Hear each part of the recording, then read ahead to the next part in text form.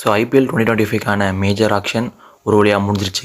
So இப்போ எல்லா டீமுக்கான strongest 11 R probable 11 இப்போ நான் சொல்ல போகிறேன். ஃபஸ்ட்டு சிஎஸ்கே இது பார்த்துடலாம்.